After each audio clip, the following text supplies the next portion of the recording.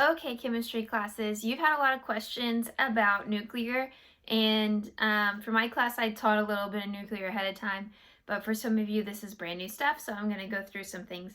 First, we're going to start with all of our particles, and then we're going to talk about how they participate in reactions. Because we've all heard of a nuclear reaction happening, normally a big old boom. They also happen in like nuclear reactors for a nuclear power plant to make energy. So we know that they're out there and we can slow down the reaction a little bit, but it's still a reaction that's happening. So the same rules apply for the reaction that's happening. It does have to be balanced for mass and charge, and we're going to get there in just a little bit. But that being said, going to go through our particles. So we have an alpha particle. 4 over 2 He is your alpha particle, and that's always going to be your alpha particle every single time. So if you ever see a helium with a mass of 4, then that means that it is an alpha particle. A beta particle is always 0 over negative 1e. A positron, which we won't really talk about, but one of your questions should be the answer, 0 over plus 1e. And then a neutron would be 1 over 0 because it has no protons, it has no positively charged stuff, so the bottom number should be 0, but it still has a mass of 1.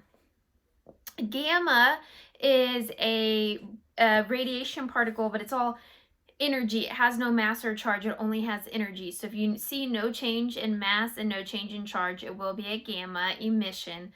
That means energy is being released, a lot of it. A lot of nasty energy. Gamma's nasty stuff. Alpha is not too bad. Alpha has like low penetration. Your clothes could save you from alpha particles, or a piece of paper. Those alpha particles, if they hit that, that's going to stop them. A beta particle needs something like aluminum foil, something a little thicker, a little bit more stable to stop it. And then gamma, even lead and concrete walls are not going to stop gamma completely. It will take majority of the blow, but it's still not going to stop it completely. So that's how strong these different particles are, and they are out there in the real world. And radiation is not all bad. It's not all bad. Everybody says, oh no, everything's terrible. We all have slightly radioactive particles inside of us. That's how we can do carbon dating, like where we can figure out how old a dinosaur is. It's because of the decay of their bones. We can look and see their bones and see how long it took for them to decay and go back from that half-life. So there's a lot of useful stuff in it. That being said, we need to know how to do them in equations, because assignment 2 makes you plug them into equations. So I have an example of an alpha emission and a beta emission. So right here up at the top is my alpha emissions. That's the one we're going to focus on first. I have the top number in red and the bottom number in green. Essentially what you're doing, the equations that you have one piece missing, and you have to solve for that last piece because it says plus and then it says a blank and there's nothing there. You have to solve for it. All you have to do is take your numbers. So treat this arrow as an equal sign because your reactants have to equal your products.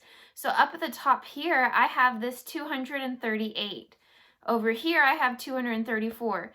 238 is not equal to 234, so I must add something to 234 to make it equal to 238. Well, guess what? 4. 4 plus 234 equals 238. And then that would be true. Same thing with the bottom numbers. I did them in a different color so you can see that they're their own separate unit. They also have to be equal. So over here I have 92 is equal to 90 plus 2. And that's true. And so that's how you would solve and find the missing piece. This number down here, whatever it is, this is their atomic number. So if it's a 1, it should be hydrogen. If it's a 2, it should be helium, and this one's 2. If it's 3, it should be lithium. If it's 4, it should be beryllium. 5 should be boron. 6 should be carbon. 7, nitrogen. 8, oxygen. 9, fluorine. 10, neon. And so that's your atomic number down there. If you go look at a periodic table, you could Google it. Atomic number 92 is uranium, U. So I have one more for a beta emission because this is our alpha particle. That's what makes it an alpha emission. So our beta emission is right down here. 14 is equal to 14 plus 0. That's true. So sometimes this number can be 0 up there. It doesn't always have to be some big number. And then down here, 6 is equal to 7 minus 1. So you can just set it up as a simple math problem, and it should make it a whole lot easier for you. Hopefully that clears some things up and y'all are able to work them. They're simple math problems. If it has something like a -1 on bottom, no -1 is on the periodic table. That would be because it's an electron and you would put an E beside it for that beta particle.